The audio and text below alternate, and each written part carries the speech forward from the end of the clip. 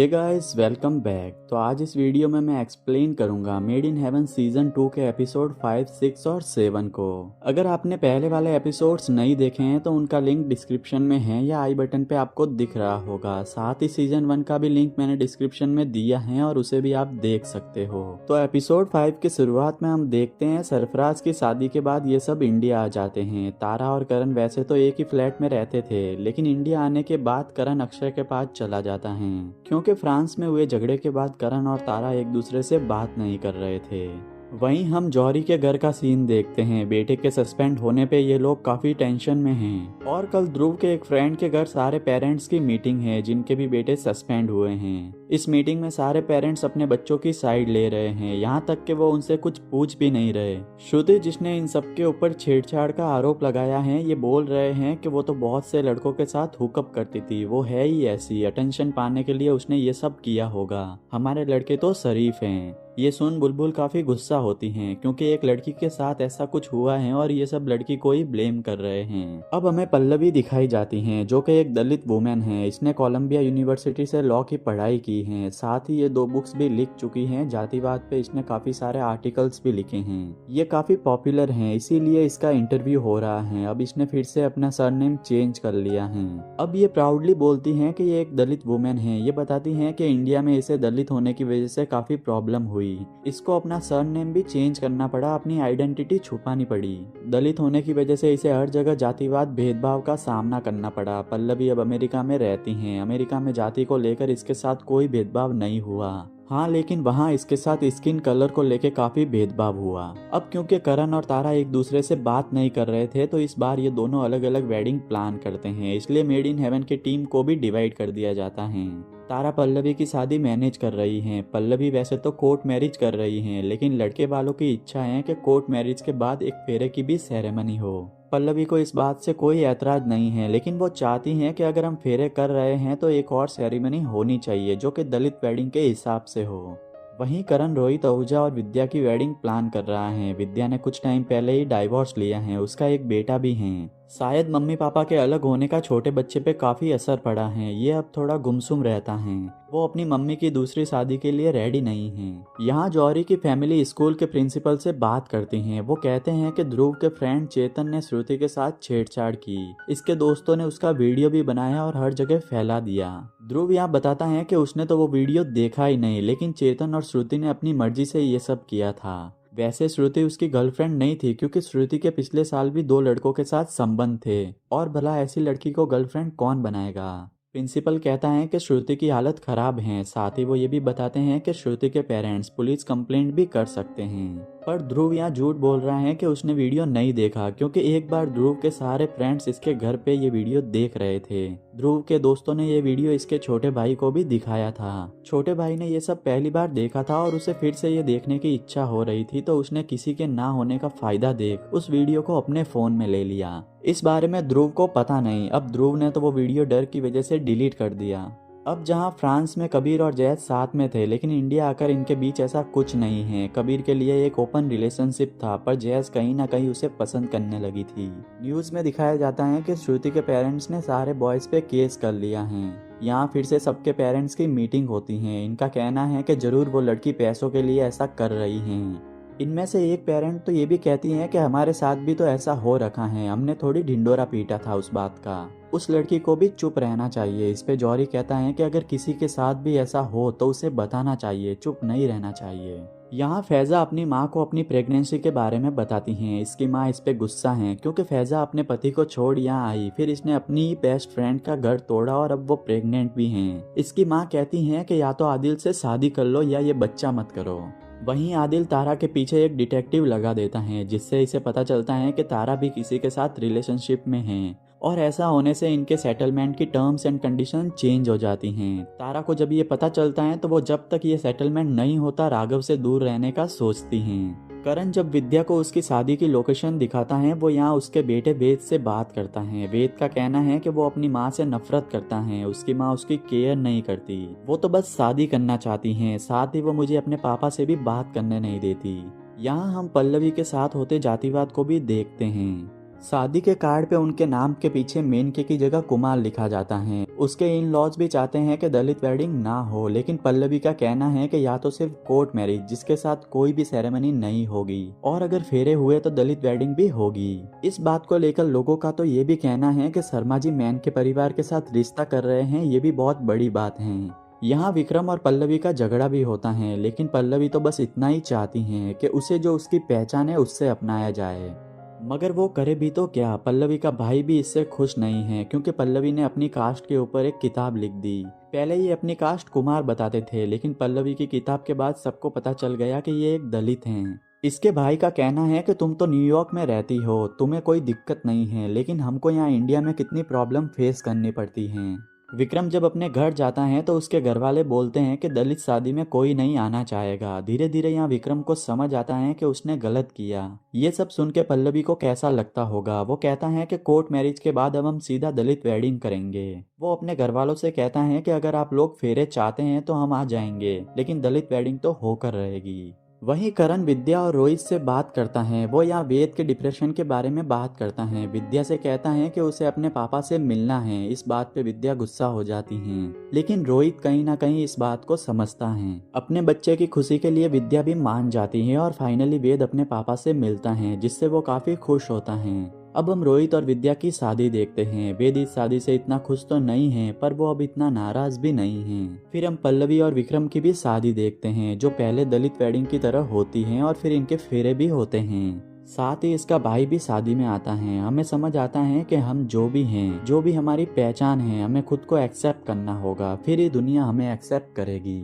और ये एपिसोड यहीं पे खत्म होता है। एपिसोड 6 की शुरुआत में हम वसीम और एलमीरा को देखते हैं। एक्चुअली ये शादी कर रहे हैं। वसीम ऑलरेडी मैरिड हैं, इसके 2 बच्चे भी हैं, लेकिन वो एक फॉरेनर लड़की एलमीरा से दूसरी शादी कर रहा है। करण इस वेडिंग को प्लान कर रहा है। वहीं ध्रुव का छोटा भाई बुलबुल को उस वीडियो के बारे में बताता है। वो कहता है कि मैंने वो वीडियो देखा है। बुलबुल ध्रुव से बात करती हैं। ध्रुव कहता है कि ऐसा कोई वीडियो नहीं है, वो एक बार मैंने गौरव को पॉर्न वीडियो दिखाया था, इसलिए शायद वो कंफ्यूज हो गया। ध्रुव यहाँ झूठ बोलता है, मगर अपने भाई को पॉर्न दिखाने पे बुलबुल इस पे गुस्सा होती हैं। इनकी ये सारी बातें गौरव सुन रहा था। यहाँ मेहर भी डेटिंग ऐप पे एक लड़के से मिलती हैं। ये दोनों डेट करते हैं और काफी अच्छा टाइम स्पेंड करते हैं। तारा भी आदिल के माँ को 18 लाख का चेक वापस देती हैं। आदिल की माँ इससे जो भी हैं उसमें अपने डाइवोर्स का सेटलमेंट करने को कहती हैं। अब शादी के लिए एलमीरा की फैमिली इंडिया आती है। वो सैना से भी मिलती हैं। वहीं तारा भी एक कमिटमेंट सेरेमनी प्लान कर रही हैं। ये 2 लड़कियों की हैं, अदिति और राधिका। ये सेरेमनी एक तरह की शादी ही है। राधिका के पेरेंट्स अब राधिका से बात नहीं करते, क्योंकि वो एक्सेप्ट नहीं कर रहे हैं कि उनकी लड़की एक लेस्बियन है। हम देखते हैं पुलिस ध्रुव से पूछताछ करती है। ध्रुव कहता है कि श्रुति और चेतन 4 महीनों से रिलेशनशिप में थे। पुलिस कहती है कि हमें पता है। साथ ही श्रुति का कहना है कि वो चेतन की गर्लफ्रेंड थी और उनके बीच जो भी हुआ वो उनकी मर्जी से हुआ, लेकिन चेतन ने उसका वीडियो बना लिया और बाद में उसे सोशल मीडिया पे अपलोड करने की धमकी दी। उसको ब्लैकमेल करके उसके दोस्तों के साथ भी ये सब करने पे मजबूर किया। ध्रुव कहता है कि नहीं, चेतन उसका बॉयफ्रेंड नहीं था। श्रुति उसे जेलस फील करवाना चाहती थी, इसलिए उसने उसके दोस्तों के साथ भी ये सब किया। ध्रुव अपने दोस्तों को बचाने के लिए वीडियो वाली बात से साफ इनकार करता है। हम वसीम को देखते हैं। वसीम हर रोज अपनी पत्नी शहनाज और बच्चे के साथ सुबह चाय पीता है, उनके साथ टाइम स्पेंड करता है। ये देख एलमीरा की माँ कहती है कि ये रोज ऐसा ही करता है क्या, लेकिन एलमीरा का कहना है कि बस ये छोटी सी कीमत ही तो चुकानी है, बदले में देखो मुझे कैसी लाइफ मिल रही है। एक्चुअली वसीम एक बहुत ही अमीर आदमी है, लेकिन एलमीरा की माँ कहती है कि अच्छा होगा तुम अपना अलग घर ले लो शादी के बाद, क्योंकि शहनाज तुम्हारे लिए प्रॉब्लम बन सकती हैं। यहाँ राधिका के बिना बताए अदिति और तारा राधिका के घर जाते हैं, उसके पेरेंट्स को कमिटमेंट सेरेमनी में इनवाइट करने। राधिका के पापा गुस्सा होकर यहाँ से चले जाते हैं, लेकिन तारा राधिका की माँ को करण का एग्जाम्पल देकर समझाती हैं कि वो भी गे हैं। उसकी माँ भी उसको एक्सेप्ट नहीं करती, जिस वजह से वो काफी दुखी हैं। लोगों के सामने तो वो खुश रहता है, लेकिन अंदर से वो काफी अकेला और दुखी फील करता है। वो राधिका की माँ से कहती हैं कि अगर आप आओगी तो उसे अच्छा लगेगा। अब जॉरी गौरव से पूछता है वीडियो के बारे में। वो उससे कहता है कि अगर ध्रुव झूठ बोल रहा है तो वो जेल जाएगा, तुम मुझे सब कुछ सच बताओ। तब गौरव इन्हें वो वीडियो दिखा देता है, जिसे देख बुलबुल ध्रुव से बहुत गुस्सा करती हैं। उसे पुलिस को सब कुछ सच बताने को कहती हैं, लेकिन ध्रुव अपने दोस्तों को नहीं फंसाना चाहता। अब हम शहनाज को देखते हैं। वो अपने पति की दूसरी शादी से खुश नहीं है। वसीम की माँ इसे कहती है कि तुम तलाक ले लो, लेकिन शहनाज ऐसा नहीं करना चाहती, क्योंकि उसे पता है कि अगर उसने तलाक लिया तो वसीम उसके बच्चों की कस्टडी कभी भी उसे नहीं देगा। वहीं तारा आदिल से मिलती हैं। वो कहती हैं कि राघव सिर्फ मेरा दोस्त है, वो एक अच्छा इंसान है, पर वो एक शेफ हैं, वो खाना बनाता है, वो कोई तुम जैसा बिजनेसमैन नहीं है। यहाँ इन दोनों का काफी टाइम तक आई कांटेक्ट होता है। फिर ये एक रूम में जाते हैं और इंटीमेट होते हैं। एक्चुअली ये सब तारा का एक प्लान था, ताकि उसके हाथ से कंपनी के शेयर्स ना जाए।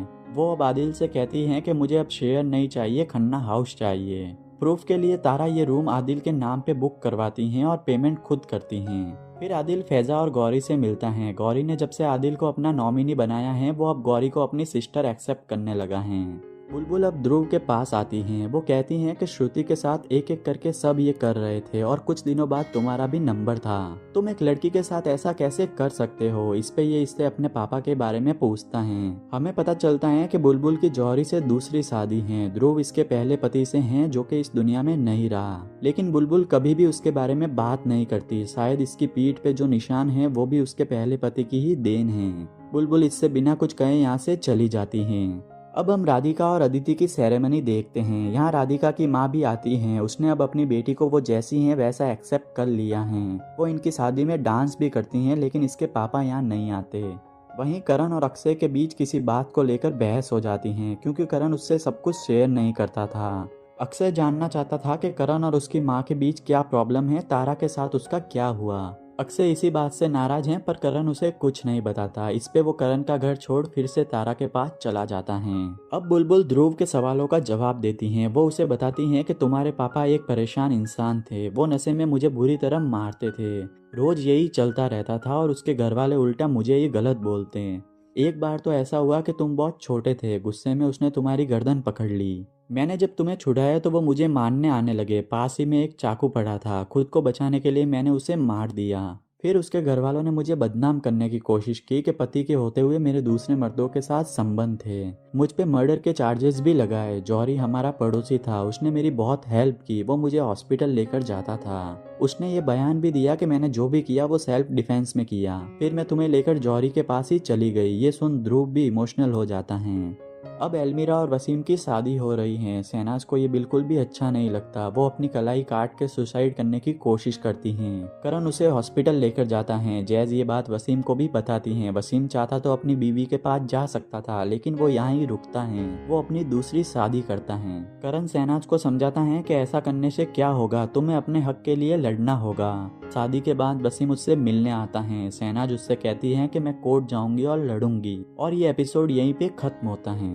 एपिसोड 7, जो कि इस सीजन का लास्ट एपिसोड है, उसके शुरुआत में हम करण को देखते हैं। वो अपनी माँ के पास बैठा है। उसकी माँ अब ये दुनिया छोड़ के जा चुकी हैं। करण काफी दुखी है, क्योंकि अपनी माँ के आखिरी पलों में वो उससे मिल ना सका। उसकी माँ उससे नाराज ही इस दुनिया को छोड़ के चली गई। इसके बाद हम तारा और आदिल के बीच हो रहे सेटलमेंट को देखते हैं। इस सेटलमेंट में तारा को खन्ना हाउस मिलता है। आदिल उसे ये घर देने को मान गया था, और मानता भी क्यों ना, वरना तारा ये बता सकती है कि इन दोनों के बीच क्या हुआ। इधर ध्रुव भी अब पुलिस को सब कुछ सच सच बता देता है। उसको भी अपनी गलती रियलाइज हो गई थी। वैसे तो इन सब में ध्रुव भी बराबर का गुनहगार है, पर यह है कि इसने श्रुति के साथ कुछ नहीं किया था, या शायद इसके कुछ करने से पहले ही ये बात सबको पता चल गई। अब हम रोमन और जूली को देखते हैं। ये दोनों शादी करना चाहते हैं। जूली रोमन से उम्र में बड़ी है। रोमन एक सिंगर है और वो अपना करियर बनाने म्यूजिक स्कूल जाना चाहता है। करण तारा को भी कॉल कर उसकी माँ के बारे में बताता है। तारा यहाँ इनके अंतिम संस्कार पे आती हैं, साथ ही वो करण को माफ कर देती हैं। यहाँ आदिल की माँ इस बात के लिए बिल्कुल भी राजी नहीं है कि ये घर तारा को दिया जाए, क्योंकि उसके पति का ये ड्रीम हाउस था। आदिल कहता है कि हम दूसरा घर ले लेंगे। यहाँ फैजा भी होती है। फैजा को आदिल पे शक होता है। वो कहती है कि तुम उसे ये घर देने के लिए मान कैसे गए। आदिल कहता है कि मैं बस तारा को अपनी जिंदगी से बाहर निकालना चाहता हूँ, लेकिन फैजा को कुछ गड़बड़ लगती है, क्योंकि आदिल इन सब के लिए इतना जल्दी मानने वाला नहीं था। यहाँ करण को ये अफसोस है कि वो अपनी माँ के आखिरी टाइम में उनके पास नहीं था। तारा भी उसे अपने डाइवोर्स के बारे में बताती हैं। अगले दिन मेड इन हेवन की टीम रोमन और जूली की फैमिली से मिलती हैं। ये फैमिली एक दूसरे को आपस में पसंद नहीं करती, या ऐसा कह सकते हैं कि इनकी आपस में नहीं बनती, पर बच्चों के प्यार के खातिर ये शादी के लिए रेडी हैं। वहीं तारा की माँ खुश हैं कि तारा को ये घर मिला। वो तारा से राघव को छोड़ने को कहती हैं। उसका मानना है कि राघव भले ही एक अच्छा लड़का होगा, पर ऐसे लड़के तारा के लिए नहीं बने। हम देखते हैं तारा और राघव ने एक वीकेंड हॉलीडे प्लान किया था। राघव तारा को एक रिजॉर्ट में लेकर आता है। तारा को लग्जरियस लाइफ जीने की आदत है। अब वो ये महसूस करने लगी हैं कि राघव नॉर्मल चीज़ों में भी खुश हैं। वो देखती हैं कि इस रिजॉर्ट में इतनी लग्जरियस फैसिलिटीज भी नहीं हैं। कहीं ना कहीं अब वो राघव के साथ खुद को खुश नहीं फील कर रही थी। वहीं आदिल अपने परिवार के साथ नया घर देखने आया है। अपने घर छीन जाने से आदिल की माँ तारा से काफी नाराज है। फिर मेहर दानिश के बर्थडे पार्टी में जाती हैं। दानिश ने अपने फ्रेंड और फैमिली को मेहर के बारे में बता रखा था। ये सब मेहर को जैसे देखते हैं वो बहुत ही अनकंफर्टेबल फील करती हैं। साथ ही दानिश के पेरेंट्स भी मेहर से अच्छे से बात नहीं करते। ये देख मेहर यहाँ से चली जाती हैं। वहीं जैस के माता पिता नहीं चाहते कि जैस की शादी हो। उन्हें ये डर है कि उनकी बेटी के जाने के बाद उनका क्या होगा। बेटा तो रिहैब सेंटर में है, अगर बेटी भी चली गई तो उनकी देखभाल कौन करेगा। इसलिए जैस के लिए जब भी कोई रिश्ता आता है तो ये लोग मना कर देते हैं। जैस को जब ये पता चलता है तो वो उन्हें समझाती हैं कि शादी हो जाएगी तो बेटी होने का फर्ज नहीं भूलूंगी मैं, तब भी मैं आपकी देखभाल करूंगी। अब यहाँ जूली और रोमन की शादी की एक पार्टी होती है। रोमन एक सिंगर है, वो यहाँ गाना भी गाता है। रोमन का छोटा भाई जेसन भी यहाँ होता है। जेसन एक गे है। उसे करण पसंद आ जाता है। वो करण के साथ हुकअप करना चाहता है, लेकिन करण उससे कहता है कि यहाँ तुम्हारी एज के काफी मिल जाएंगे हुकअप करने के लिए। आगे हम कबीर को रोमन का इंटरव्यू लेते देखते हैं। रोमन बात करते करते काफी नर्वस हो जाता है। कबीर जैस से तारा को बुलाने को कहता है क्योंकि उसे लगता है कि इसको पैनिक अटैक आ जाएगा। ये बात जूली भी सुन लेती हैं। वो रोमन से कहती हैं कि शायद तुम अभी भी रेडी नहीं हो शादी के लिए। हमें पता चलता है कि जूली प्रेग्नेंट हैं। वो रोमन से कहती हैं कि तुम एक कमाल के म्यूजिशियन हो, अभी तुम्हें अपने करियर पे ध्यान देना चाहिए। रोमन को बर्कली से ऑफर आया हुआ है म्यूजिक स्कूल ज्वाइन करने के लिए। जूली उसे वहां जाने को कहती हैं। वो कहती हैं कि तुम अभी नहीं हो शादी के लिए रेडी, मैं अपना ख्याल रख लूंगी। और रोमन यहाँ से चला जाता है। जूली अपनी शादी के फंक्शन में अकेली आती हैं। वो अकेले रहने का डिसाइड करती हैं। वो यहाँ ओथ लेती हैं कि वो खुद के बुरे टाइम अच्छे टाइम में हमेशा साथ देगी। वो खुश हैं। सीजन के एंड में हम देखते हैं कि सबकी लाइफ में अच्छा हो रहा है। मेहर को फाइनली कोई ऐसा मिल गया जो उसे एक्सेप्ट करे। दानिश उससे प्यार करता है, वो जैसी है उसको वैसा एक्सेप्ट करता है। आदिल भी फैजा से शादी कर लेता है। कबीर और जैज में भी दूरियां कम होने लगती हैं। तारा राघव को अपने नए घर यानी कि खन्ना हाउस में लाती हैं। वो उसे यहाँ ही रहने को कहती हैं, लेकिन राघव कहता है कि ये तुम्हारा घर नहीं है। तुम्हें सिर्फ 4 साल हुए थे आदिल से शादी किए हुए, तुम कैसे इस घर की हकदार हो सकती हो। वो तारा के साथ यहाँ रहने से मना कर देता है। उसको ये बात पसंद नहीं आती कि कैसे तारा इस घर पे अपना हक जमा सकती है। वो यहाँ से चला जाता है। करण यहाँ इसके साथ रहने आता है। सीरीज की शुरुआत में ये दोनों अकेले थे और अब भी ये दोनों अकेले ही हैं, लेकिन अच्छी बात ये है कि ये दोनों एक दूसरे के साथ हैं। और ये एपिसोड 7 में ये सीरीज भी यहीं पे खत्म होती हैं। दोस्तों, आपको ये वीडियो कैसा लगा मुझे कमेंट में बताना। साथ ही इस वीडियो को लाइक करना, शेयर करना अपने दोस्तों के साथ और मेरे इस चैनल को सब्सक्राइब भी कर देना।